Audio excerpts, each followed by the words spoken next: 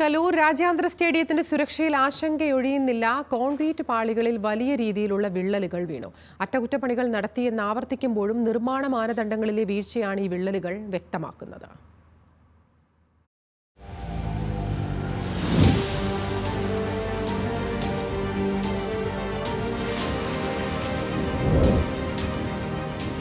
ISLൽ Blasters goal വല ചലിപ്പിക്കുമ്പോൾ stadium ഒന്നാകെ ആവേശത്തിലാകുന്ന കാഴ്ച പലപ്പോഴും കണ്ടിട്ടുള്ളതാണ്. എന്നാൽ കാണികളില്ലാത്ത സമയത്തെ സ്റ്റേഡിയം പരിസരം പരിശോധിച്ചാൽ എന്ത് ധൈര്യത്തിലാണ് ഇവിടെ ഇരുന്ന് കളി കാണാനാവുക എന്ന് തോന്നിപ്പോകും.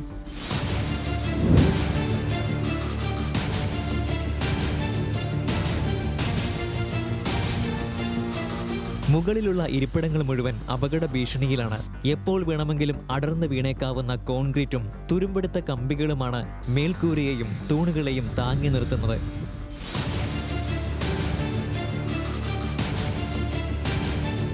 ഇനി പുറത്തേക്ക് ഒന്ന് നോക്കാം.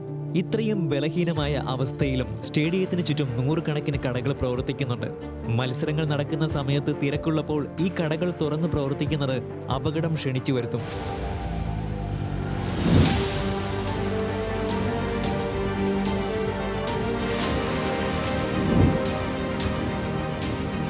നിയന്ത്രണ വിധേയമായി കാണികളെ പ്രവേശിപ്പിച്ചും വിദഗ്ധ സമിതിയെ വെച്ചും കൃത്യമായി പഠനം നടത്തി സ്റ്റേഡിയം നവീകരിച്ചില്ലെങ്കിൽ ക്ഷണിച്ചു വരുത്തുക വലിയൊരു ദുരന്തത്തെ ആയിരിക്കും. ന്യൂസ് മലയാളം, കൊച്ചി.